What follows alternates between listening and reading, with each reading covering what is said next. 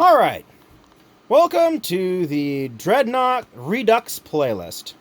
I say Redux for those of you who just bumped into it, because, well, it is incomplete, and I had a playlist that started from the opening of the box for this and some initial creations of decks, and then Copa happened, and well, like a total newbie, I panicked, nuked my channel, and then learned later that YouTube was going to be sane. And that the FCC was also intent on being sane. Well, oh well, that's okay.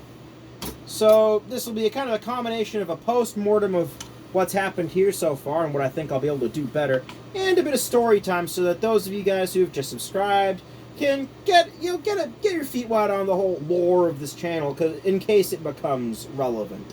So, post-mortem first, and then story time.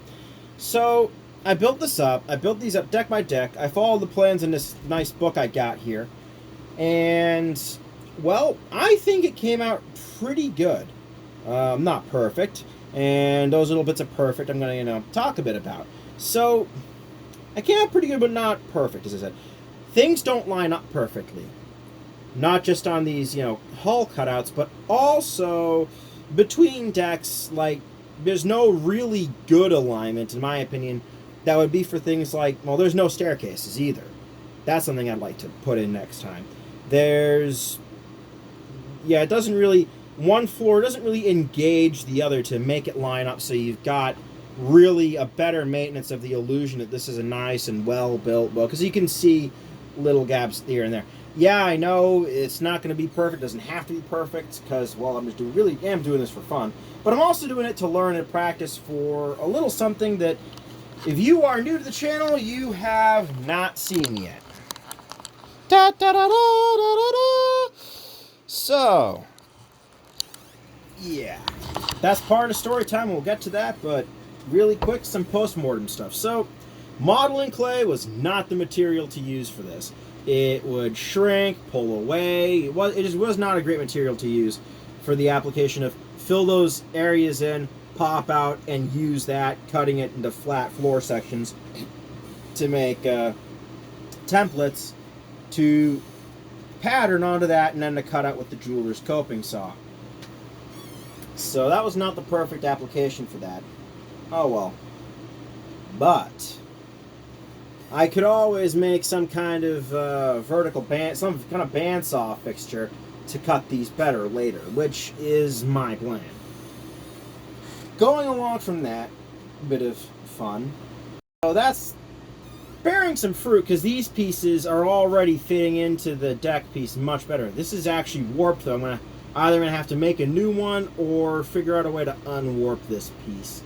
That was another problem in these as well. They kind of warped. I'm going to need to find some way to fixture this and make it not readily warping. Whether I have... That might actually be a good idea. I just had a thought. Why not make myself a little vacuum table? It'll suck these down nice and flat. Hopefully get it pretty good. And then just, that might work really good, actually. Failing in that, like just something to hold it down at the corners even could be helpful. And maybe like maybe put it on metal so there's magnets or something. But I'll need a fixture, some more fixtures. These are things I'm thinking about.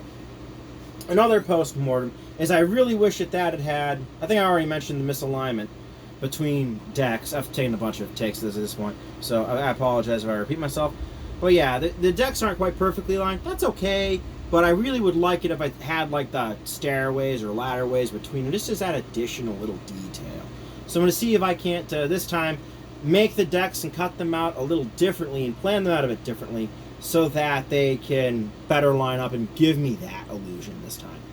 Also, I have found that while I can paint the details when they're in situ, I find it'd be a little better, a little higher quality if I painted them first and then placed them in. So that's what I plan on doing next time around. That way I can have, have the ability to access all the pieces, get all the, detailing I want, and then put it in. Although, being that these are all fiddly pieces, that could come to bite me in the butt. So I'll have to think about that and determine which one I value more. But yeah, that's besides the point. Well, no, that is the point. Trade-offs and essentially learning how am I going to do the Bismarck. Because I figure if I can do it in 1/700th scale, then I can scale up. But that brings you to story time. So why the Bismarck? Well, originally my first videos on this channel for a model was of a Handley Page Halifax model. It was 1/72nd scale. And I added something that was not in the original model, and that was a interior. I did up the interior. I tried to make it have spinning propellers as well. If electronics had worked right, it would have had spinning propellers, but it didn't. Whee! Oh well. Neither here nor there. But I figured while I was doing that, Halifax model, I was doing it to prepare to get this, big 1/32nd scale model of a B-17 and really do that up good. Give it the interior, all the fun little custom bits, etc. And it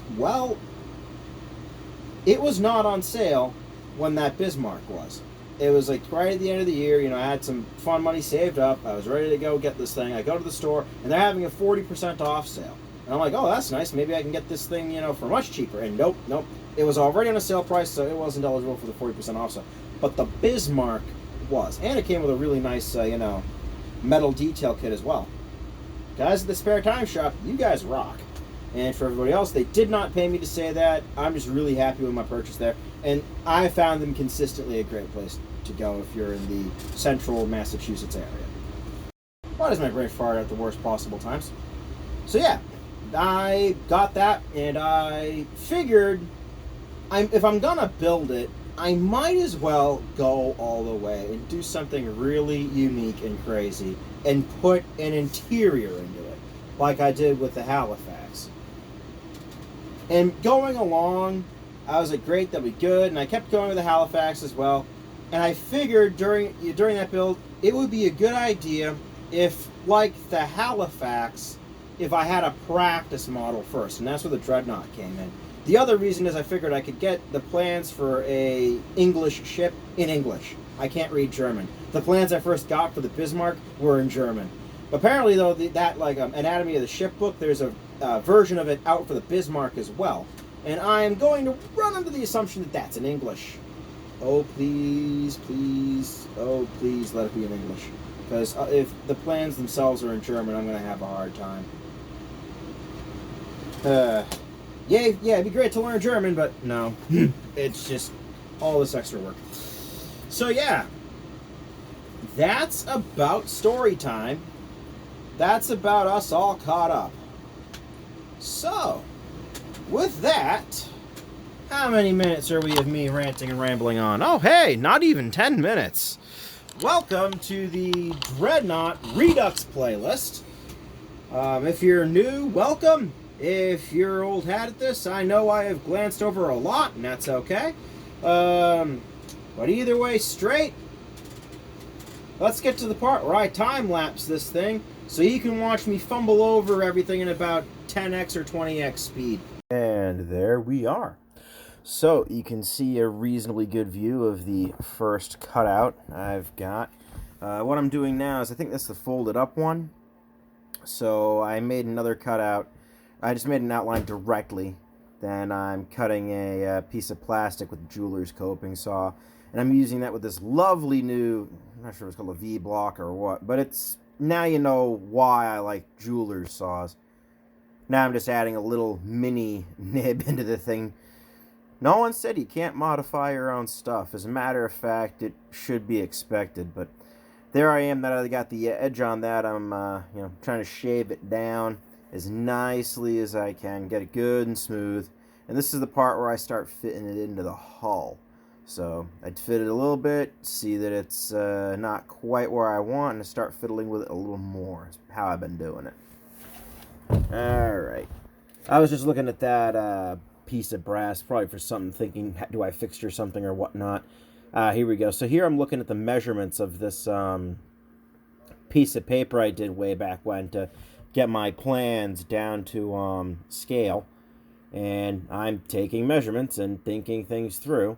I'm not sure if it's here or in a little bit I start spending quite a bit of time actually looking at the book, looking at the plans, and trying to figure out exactly where I went wrong, because I thought that I'd made that compartment just a bit too short. Turns out I was making some measurements a bit too long. But after working that out, I end up fixing it. So here I'm just fixing real quick what I've done for like the lower tanks in the bottom of the hull in one of the other compartments. That was that little tool I had with, and you'll see it there. It's in my right hand. I put super glue on it. That's my little super glue applicator. It's not as awesome as I had hoped. It's not like the silver bullet I was hoping, but it's a good tool. It does the job and it does it reasonably well. I was hoping it would make it so like all my, super glue application would look invisible. That was kind of what I was hoping for, but, well, I guess that's something that paint can totally cover up. Kind of makes me reconsider, now that I'm thinking about it, how I want to go about the detailing, because I think I might have mentioned in one of the not high-speed sections that I was going to change how I did that, and instead of what I'm doing now, go with the strategy of paint things and then put them in. Okay, but that's enough of me yammering about that. Seems that I've done a bit more sanding and shaping of this lower deck piece, or floor section. And there I'm just adding more and, yep, getting my hair in the way of the camera, but at least the camera keeps regaining focus. I sand the sides down more. This is a fiddly process. I'd love it if I'd found a better way to do it, get that cut perfect the first time. And I know that that's never going to happen. Things aren't going to quite add up. Things are going to, not quite shape perfectly. Okay, there I am, just adding more segments for these tank pieces. But yeah, as I said, things, misalign, things fail to add up right, that kind of stuff. So, yep, again, using the super glue and everything else, putting these bottom kind of liners. My plan is, after painting the interior of the boat in a way that'll let me kind of replicate the bottom section at least being, exposed steel used to hold, fluids, is going to actually be try to get some of that, like the water scenery stuff and mix it with like translucent paints, like blue for water and, yellow for other, orange or red for other fluids. That way you got something that looks like actual fuel instead of just, liquid, water. I think this is the part where I started wondering, yep, here it is. Yep, that's exactly where I start wondering, hey, did I mismeasure? And I know I've done a little bit of editing, so I've probably skipped out a little bit. But there I am. I'm taking a lot of measurements now, trying to trace out where exactly things are supposed to fit. So, but as you can see, what I end up doing is doing a bit of math and trying to figure out how far to move in from the sides of my hull piece so I can start making the markings accordingly. So I do that and then just erase a little bit of the extra stuff. And there I am trying to figure out how exactly I want to do these measurements. And here's where I end up wondering, hey, did I measure this wrong? This doesn't look right. And after a bit, I think it turns out that I did slightly measure a bit wrong, but it wasn't like as bad as I thought, as you'd think from this picture. And again, this is at the bottom of a curved boat, so maybe I shouldn't have quite reacted, a little crazy. But I end up, fixing it. I start looking at things to try to see where, what certain symbols mean. And I keep, this is a part with a lot of flipping back and forth with the measuring. I'm not sure if I'm going to film all of these layout bits. Oh boy, here I go. Now I've messed up the editing a bit. The messed up editing that happened, by the way, was just I clicked a thing on the interface of the screen, either to zoom out, time-wise or something, but it paused the video. So I'm watching this in my editor while recording this voiceover. Jog my memory, that sort of thing. It's already been over just about 15 minutes of video. Hope you like the video so far, by the way. This is the usual fare. Although, again, I do want this channel to be a cooperative exercise between myself and you, the audience. So if you've got better ideas, do put them up, and if I like them, if I think they're easy to implement, because, well, I ain't the most industrious of people, but, well, if I like it, I'll do it.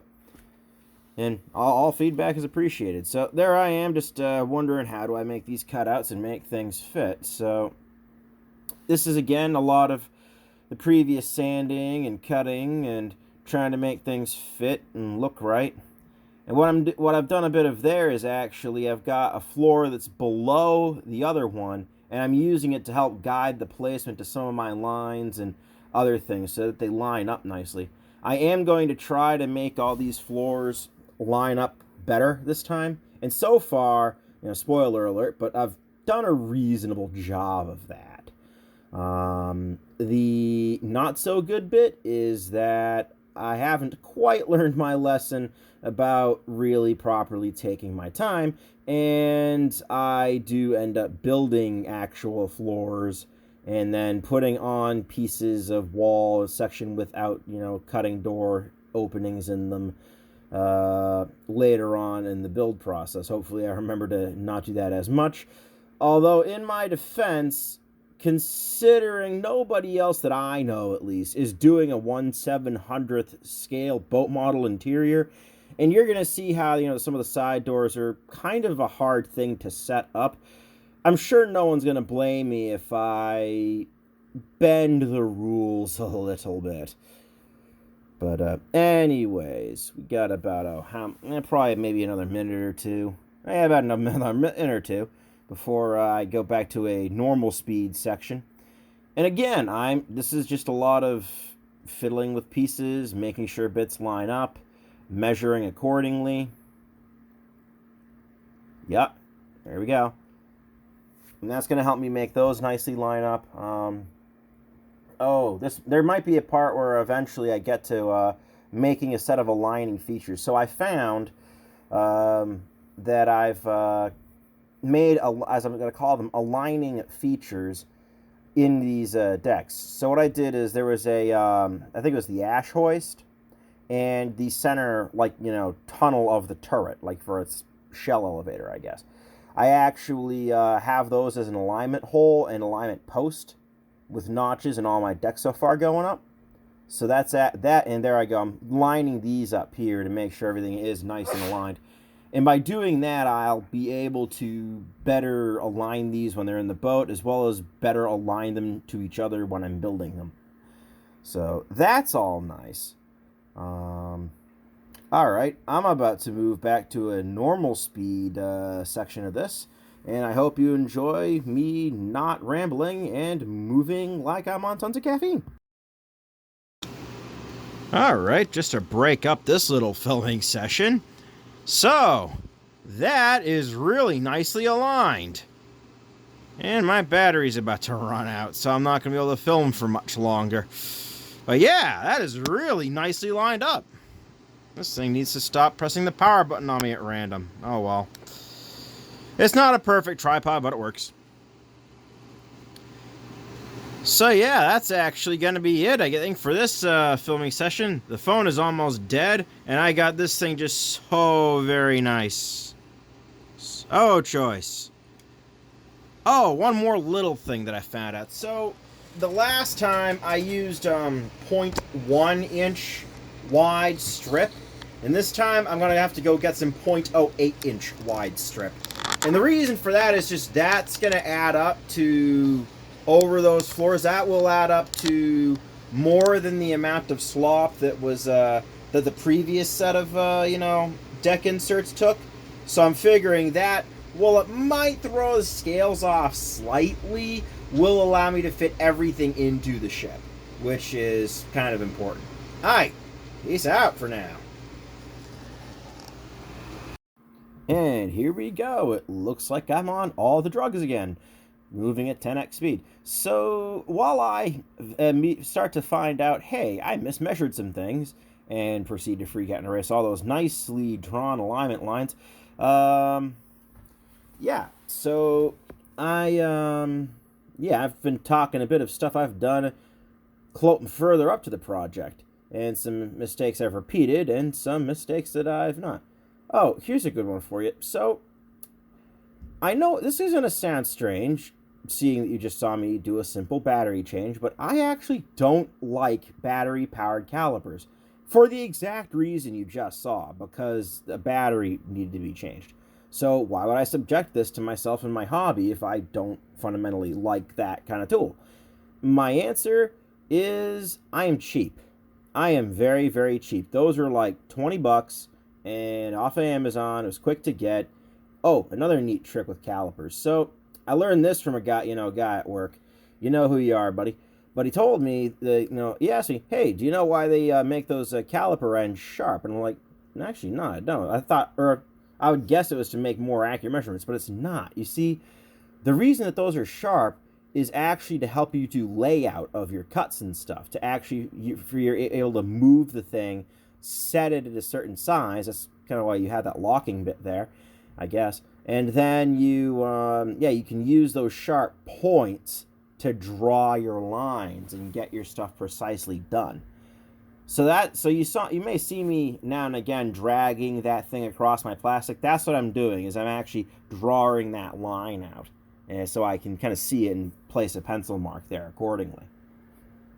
There I go, and wondering what I've done. While I do that's how I've got that bit of measurement freak out. So yeah, another thing, just sort of relevant, not quite, but I'm testing the fit of the boat there. That's the thing I think I've already mentioned, is that I'm going to want to, when I do the Bismarck, I'm going to want to really make sure that before I get any interior of that hull, that I've put in some kind of supports that I could pull out with any silicone I pour in. Just so that way I know that that deck is going to be perfectly matched after I've put in my supports.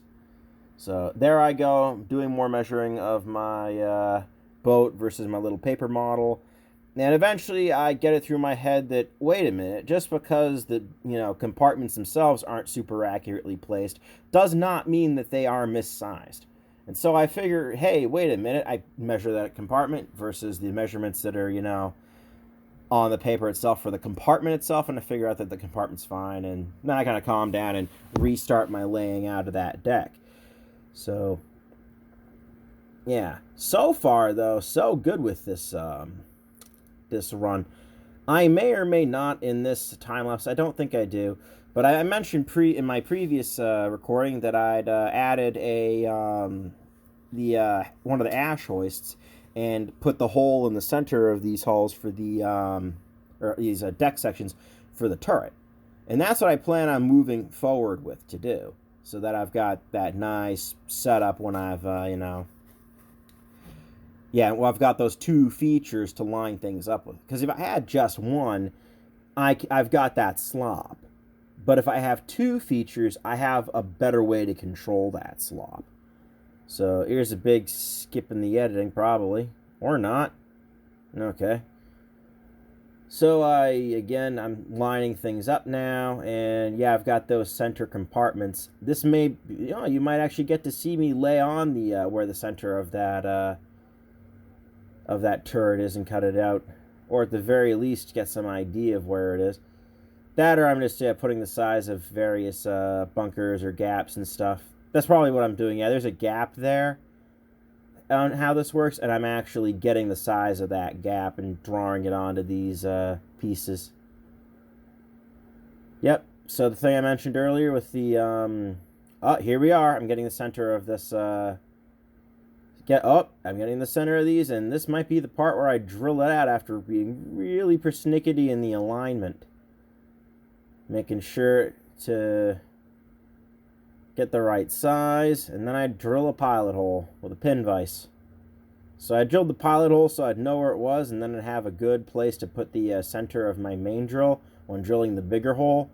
Because I found that the big hole was just about, on the scale, is really close to one of my 8/8 drill bit. So I was like, yay, I can actually drill this and not care so much. So that's what I did.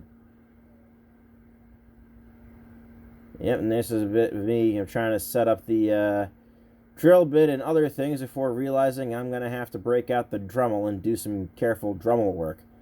Yep, there I go. I really carefully, with a mix of paranoia and anticipation, line everything up and do my Dremel work, and I end up nicely drilling out that hole. So yeah, now I've got that alignment feature. Later on, I don't think it's in this video section. Now I'm just cleaning out the edges. You'll see me add the ash hoist that I talk about. Oh yes, this little fun bit. So I copied one YouTuber, Plasmo was the guy's, YouTube handle. He did this kind of thing where he used a drill and chucked something up and did it like a lathe. I figured, that's a great idea, so I ran with it. But then I got, tired of waiting, so I did this with a Dremel, and I learned a very valuable lesson. You should wear safety glasses when you play with spinny things, as I am about to demonstrate. Just to accentuate what I just did there in the end of that time lapse, try to use that like a lathe. Bad idea. Almost took my frickin' eyes out, and I've been trying a machine. I ain't even been using glasses. I haven't even started drinking yet. God damn. Maybe I should, and then just say that I drunk a bit before and lied just now, and then we all have something to, explain this other than stupidity. But no, that was my own stupidity. Hopefully, this teaches me a lesson. Well, I think we all know it won't. And here I go recording again. So, try not to drop the phone this time. So what I'm doing there is I'm looking to see if any of the sprues in the actual model kit itself will be the right diameter for me to make a just a kind of to sort of start as the base of a shell elevator, or at least serve as a kind of way to align all the things when they're in the boat hull. I end up doing something a little different. I'm not sure if I've already put in the feature for it or not, but I found the ash hoist I believe I mentioned earlier, and that's when I add that in. I found one of the plastic pieces I had was about the perfect size to mimic that. So that's gonna end up being a solid piece, but that's kind of neither here nor there. But here I am, back to measuring, back to checking everything out. And that really is the basis of how I've been doing this. Wow, I'm going to fill a lot of time lapse here. I wonder if I should actually ramp up the speed even more than it previously was. That might be a really good idea, all things considered. Maybe not. Oh, what the heck. I'm sure I can find a bunch of... I can find things to talk about to fill... what are we on? 9 minutes before... Yeah, so I'm looking at this timeline here, just editing it while I draw things out and manually trace them on the plastic. So, yeah, I've got over 50 minutes of this video. Wow, that took a lot of footage. Maybe I should do a bit more, discretion with the editing, but again, guess I gotta make up somehow for those, for that, spat of no videos for like 2 months. So, might as well make this one long. You know what? On second thought, I can shorten a bit of this time by making some of the time lapse go a lot faster. I'm gonna do that instead. So here we are, me doing that instead. Now we're going at, I think, 100 times the pace. So a lot of this is just manually tracing out the plan onto the plastic and then placing the other plastic styrene sheet on accordingly. Before I put some of the styrene sheet on, I actually do cut it to shape and add in little windows and such. And that is a bit of what I've sped up here, but it's also not just the, making the doors on it, but also I actually had to do quite a bit of, there you go, I mentioned the ash hoist stick I mentioned there, now adding some walls and taking, it's essentially, this boils down to just take a measurement and make a piece of strip plastic that long to act as the wall. That's how I did the other segments, but I didn't, of course, Yeah, I didn't make that out of the shorter strips I'm using now. So we're about to see how that kind of turned out, and a little result of me forgetting to do some filming. Okay, I admit it. I've misbehaved a little here. I've done a bit of work off of the camera. In case I haven't explained it in the time lapse, though, I'll just re-explain again real quick. So this little stick coming up is meant to represent that ash hoist shaft that's present on several decks. And by putting that there and having these circles, I try to create some general alignment features that I can key in off of in order to get a way to just line all these pieces up a bit more robustly. Guess I'm going to need more hard features like that, though, because just the hole is a bit difficult. This is the third piece. I had to make a cutout just to go over that boiler. That's the thing you didn't see. But, so that's why I had that there. I also had made these wall pieces just a little bit longer. Okay. I was just seeing if I'd missed a wall section I hadn't. These little pencil marks are actually for, are areas that are for these kind of walkway bits. So there's that. And I actually did add little door cutouts this time around. And I'll continue doing that. So I may or may not cut up some of these up here just to better describe or better show the geometry of the coal bunkers. I may just fill them in with coal. I still got to add those inner walls though. But I used this and just a little bit of roughly putting things on to kind of get the general idea for this by putting this on top of that to help cutouts match reasonably well. And then I just kind of tweaked this to fit over everybody when I was there. So that's how I'm getting, I think, better fitting this time around for this run.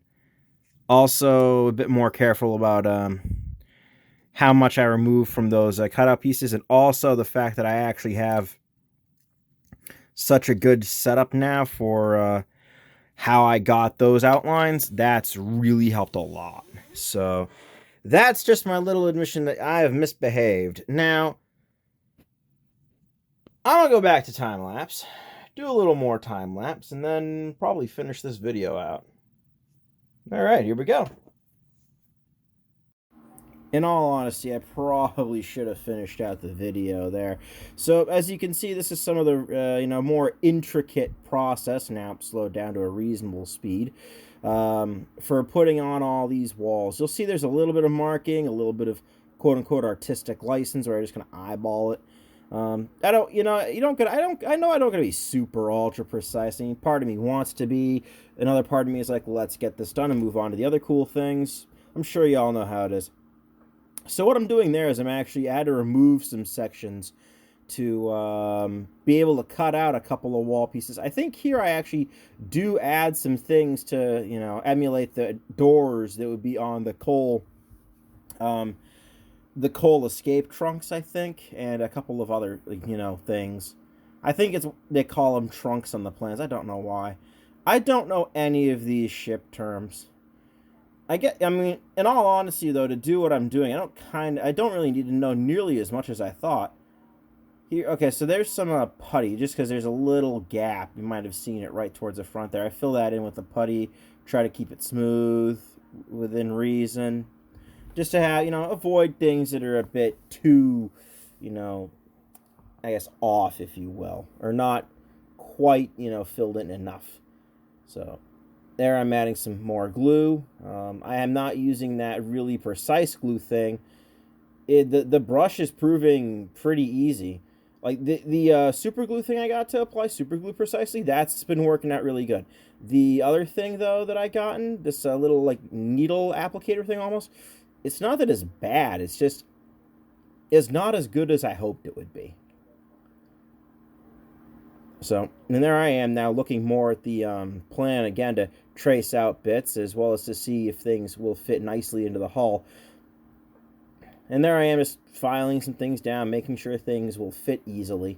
That's another thing, is I had to file down things quite a bit. So I'm building this not quite the way I built the first set of deck inserts. Those were a little more of just try to build something in nature, although I did try to have things kind of line up, and where there were obvious holes leading up, I tried. But this time I'm going to be doing it a bit more thoroughly, and really try to remember to get some of the stairways, some of the other stuff, maybe even print a couple details like that, just to to leverage my 3D printer a bit more, see if I can really get stuff that small out of it. I'm betting I can, and it's just that it's going to take a bit. Yeah. Oh, that's neither here nor there, in all honesty.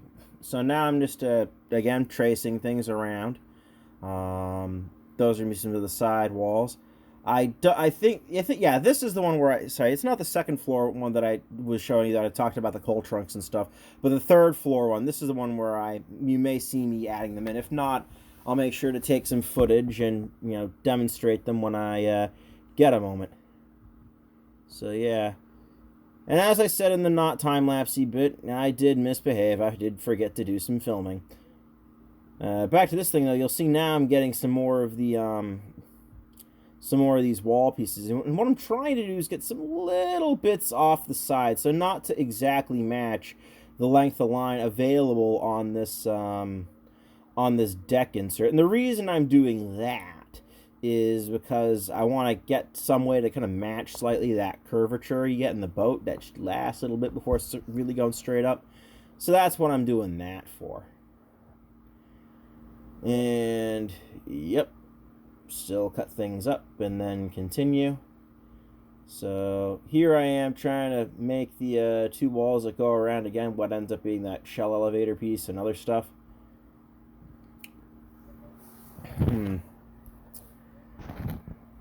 We've probably got a good... Oh, yeah, must have at least 10 minutes of recording still. And more like 7 or 8, but that's okay. This is going to be just about 45 minutes long. This is going to be really crazy long for a YouTube video. Longest one I've ever made. I hope y'all like it. You're not listening to this if you haven't, or at least you've found some use for me as background noise. I hear it's what a lot of people use it for, which is totally cool, by the way. I'm the background noise. I can whisper things to people and maybe they'll do them. Seriously, just have a nice day and be happy. But anyways, I'm now going back around measuring. This really is just a measure, cut, glue to the deck. Either one of them, the top one you're working on, or one of the ones below it, kind of thing. I do switch between decks that I'm working on. Either because I want to make sure certain features line up, or because I've noticed a detail I've missed. But in getting these all to line up as good as I can and get as much detail in there, I'm hoping this section will be even more representative of what the ship actually had.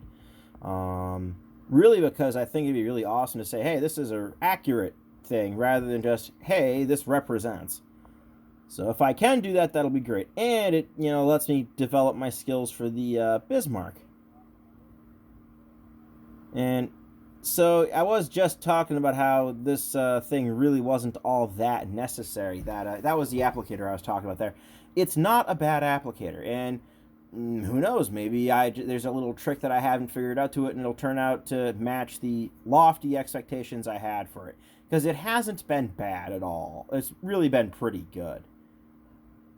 But again, there's only so much that it can do. So, yep, I'm referencing the plans, and this is the overall process for how I'm adding an interior. Now, I'm sure those of you in the audience familiar with these wonderful things we have called scanners and Photoshop, or in my case, GIMP, you're going to go, why wouldn't you just shrink down the plan and somehow get it printed onto that plastic?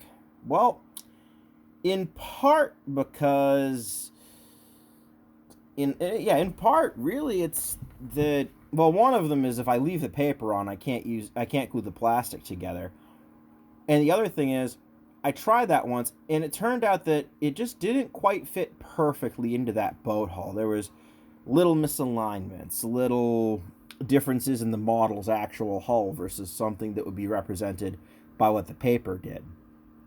So that kind of pushes me more towards the build them from the plans, but still build them from scratch and don't build them directly onto the plans. That was a thought that crossed my mind, though. A lot like the Guillo's playing kits, if you ever got those. You got the, what they say is, hey, take this thing, cover wax paper, put it over a poster.